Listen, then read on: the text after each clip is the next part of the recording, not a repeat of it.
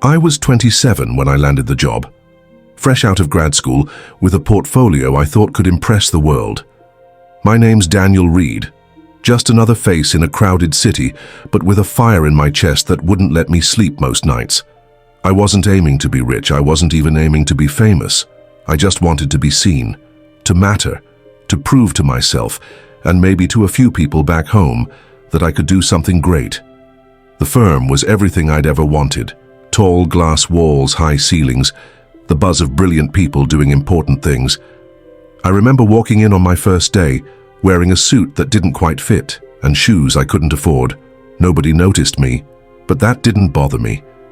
In my head, I kept telling myself, just work hard, keep your head down, they'll see you. I wasn't the smartest guy in the room, wasn't the loudest either, but I showed up first and left last. I volunteered for the boring tasks.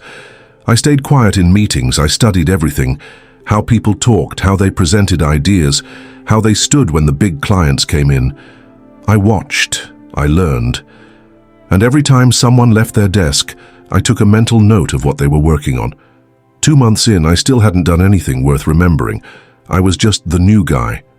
But I didn't care, because deep down, I believed my moment would come.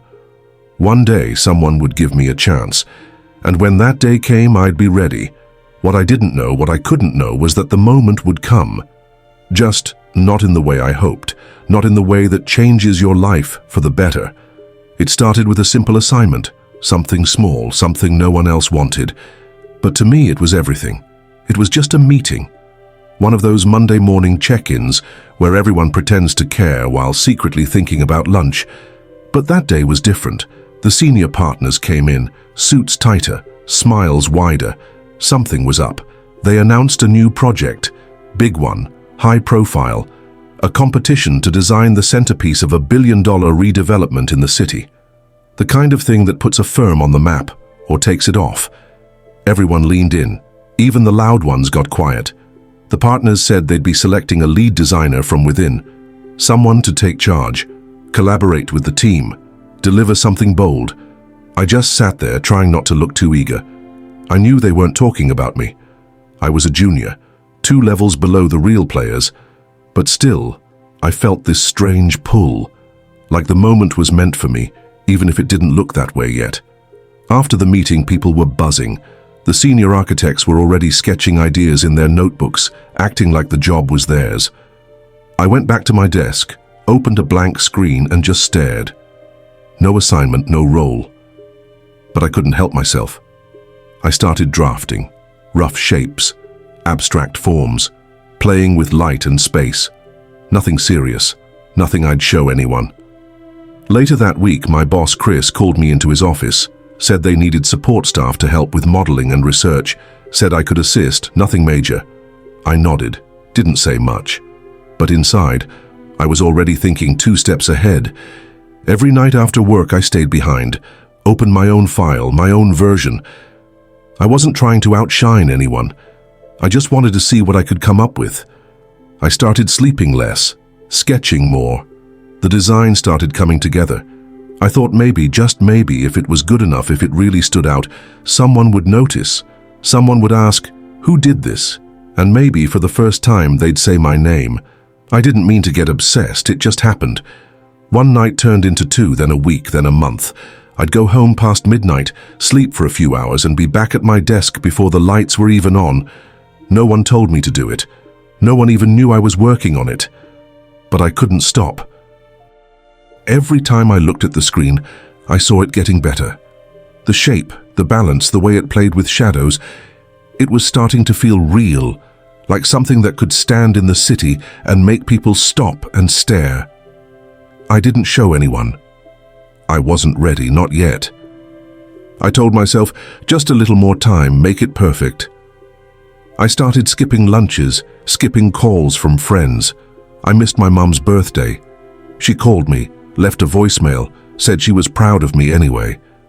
I told myself she'd understand, once I showed her what I built, once everything changed. Sometimes I'd catch Chris walking by late at night. He'd stop, glance at my screen, then keep going. Didn't say a word, just this half nod, like he didn't want to interrupt. I figured he respected the hustle. I took it as a good sign. The more I worked, the more it felt like this wasn't just a design. It was proof that I could do something big, that I wasn't just some junior playing pretend in a real architect's office. This thing, it felt like my way in, my key. I'd go out for coffee at 2 a.m. and think about the reveal, how I'd print it out, bring it to the team, hear that silence when they saw it, that stunned silence. Then someone would ask, "Who did this?" And Chris would say, "Daniel." I built up that moment in my head 1,000 times. What I didn't realize was that someone else had already seen it. It was a Friday. I remember because I almost didn't stay late that night. I was exhausted, burnt out. My eyes hurt from staring at the screen for too long. But something told me to push through, just one more night. I had finally gotten the design to a place that felt right. Clean, bold, different. Everything I imagined when I first started. I saved it, organized the files, printed out a few renderings, just for myself, just to hold in my hands. It felt like finishing a marathon. I sat there staring at it, this thing I had poured myself into. The next morning I came in early. No one else was around. I left a copy of the renderings on Chris's desk. I didn't write my name on it.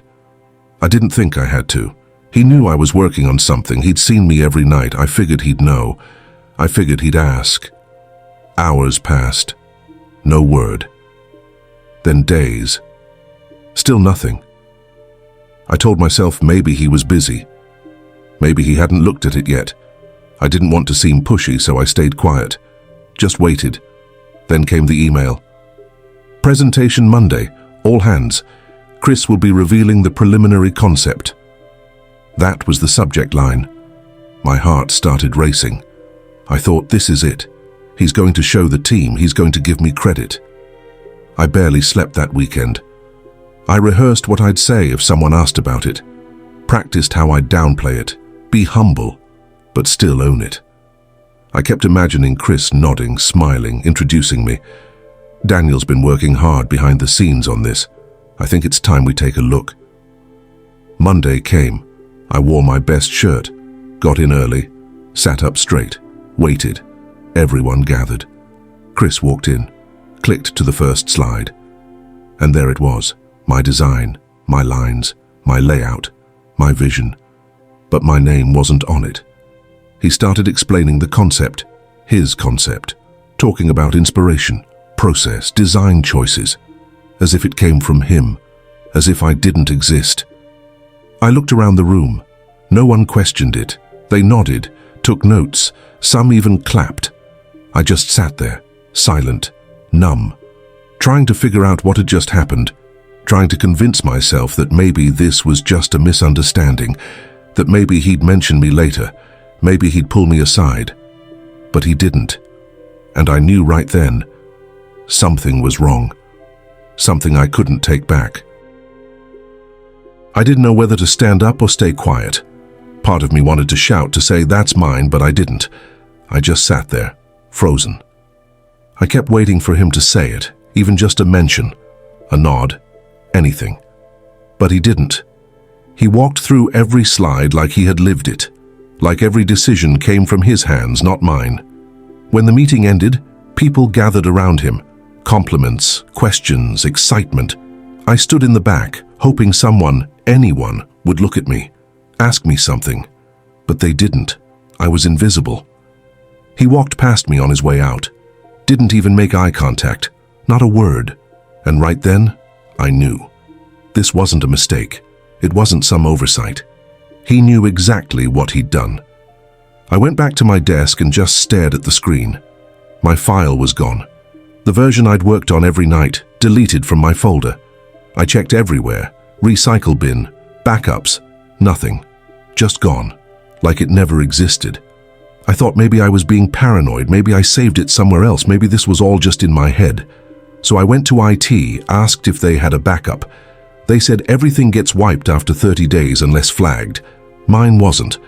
I never thought to protect it. I never imagined I'd need to. I sat there trying to figure out what to do next. Do I confront him? Do I go to HR? Would they even believe me? I was just a junior. He was a senior partner, a respected one, a man with awards on his wall and clients who shook his hand like he was royalty. Still, I couldn't just let it go. Not like that. Not after everything I put into it. So I made a decision. I'd talk to him, one-on-one, no anger, no drama, just a conversation. I convinced myself he'd admit it. Maybe even apologize. Maybe say it got out of hand and he'd fix it. That was the story I told myself. But deep down, I already knew how it would go. I just wasn't ready to face it yet. I knocked on his door, lightly. My hand was shaking. He looked up from his desk like I'd interrupted something important, said, "Come in," like he didn't already know what this was about. I sat down, tried to keep my voice steady. I said I'd seen the presentation, that I recognized the design, that it was the one I had been working on. He didn't blink. He didn't flinch. He leaned back, crossed his arms, and asked, "What are you trying to say, Daniel?" I hesitated. I wasn't ready for that tone. It wasn't confused. It wasn't defensive. It was calm, cold, like he was daring me to say something I'd regret. I told him I'd worked on that design for weeks, that I'd left a copy on his desk, that it was mine, and he just stared at me. Then he smiled, just a little, and said, "We all contribute, Daniel. This is a collaborative space." Collaborative. That word hit me like a slap. I wanted to argue, to scream. But he kept talking, said I should be proud that my ideas were part of the final product, that it was a team win. Then he reminded me I was still learning, that I had potential, but needed to understand how things worked around here. I asked him if he was going to credit me, even just mention my name to the team.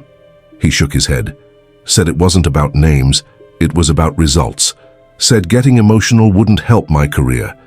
That was the moment I realized he wasn't going to fix it. He had taken it, and he was never going to admit it. Not to me, not to anyone. I walked out of that office with my heart pounding, not because I was scared, but because I knew. This wasn't just about a design, this was about power, about control. And the worst part? No one would believe me. I stopped sleeping. I'd lay in bed staring at the ceiling, replaying every moment over and over again, wondering what I could have done differently, what I should have said. If I'd spoken up sooner, louder, maybe it would have changed something. But it was too late now. The design was his, the story was his, and I was just nobody. Every day at work felt heavier. People started treating him like a genius, talking about how bold the concept was. Clients loved it. The partners were impressed. He was suddenly the face of the firm's next big project. I watched it all happen, and no one saw me standing there. I tried to keep my head down, focus on small tasks, but my mind wouldn't stop. It was like a constant buzzing in the back of my head. This weight I couldn't shake. I wanted to let it go, but I couldn't, because I knew what it had cost me. Not just recognition, but trust, hope. I started looking for ways to prove it. Old emails, sketches, anything. But most of it was gone. The files, the drafts, even the printed copies I thought I'd saved. They'd disappeared, like they'd never existed. I talked to a colleague once, quietly, casually, asked if they remembered me working on anything for the project. They shrugged, said they'd seen me around late, but didn't know what I was doing. Told me to let it go. That things like this happen. Things like this happen. That sentence stayed with me. I realized then that no one was going to fight for me. No one was going to stand up and say, "He's right." That was his. Because no one cared enough to risk anything. And maybe they were right. Maybe I should have let it go. But every time I tried, that fire inside me burned hotter. I wasn't after revenge. I just wanted the truth. Just once. But I was starting to see, truth doesn't always win. The firm threw a party the night they won the bid. Drinks, music, laughter. Everyone dressed up like they had already built the thing, like it was already standing in the skyline. And Chris, he was the star of the night. Handshakes, speeches, claps on the back. I stood near the back, holding a drink I didn't want, watching him soak in the praise. He looked relaxed, like someone who had earned it. I kept thinking, he knows what he did.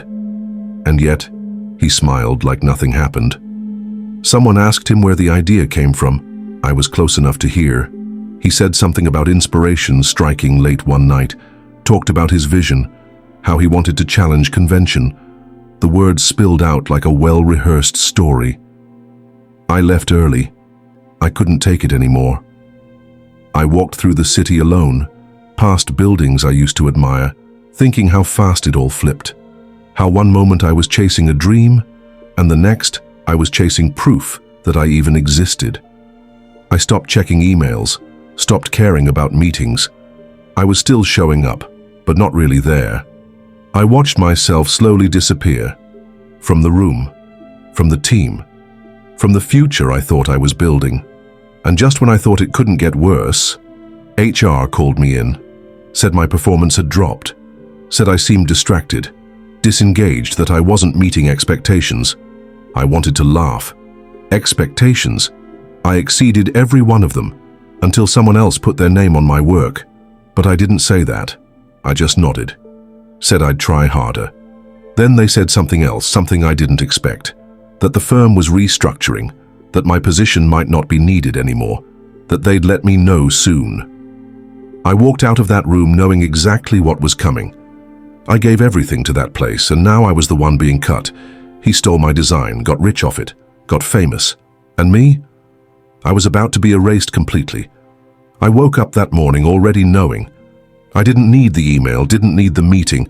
I could feel it in my chest like a quiet goodbye I hadn't agreed to. Still, when the notice came in, it hit me harder than I expected. "Thank you for your contributions," that's what it said. As if that was all it took to close the chapter. As if everything I poured into that place could be summarized in one cold sentence. I packed my things slowly. No one said much. A few nods. Some awkward silence. One person asked where I was headed next. I lied. Said I had a few things lined up. Said I'd be fine. I left the building without looking back. Just walked. For hours. No direction. No plan. Just this heavy silence inside me. This mix of anger and sadness and something worse. Nothing. I thought I'd cry. I didn't. I thought I'd scream. I didn't. I just kept moving, like if I stopped, it would all catch up to me. Eventually I sat down on a bench somewhere, looked up at the sky and wondered how it all happened so fast. How one decision, one stolen moment, could change the whole course of my life. He was still there, still winning, still being called brilliant. And I was here wondering what came next, wondering who I was without the title, the job, the design. But in that quiet moment, something shifted. Not hope, not yet, but something small. A question I hadn't asked before. What if this isn't the end?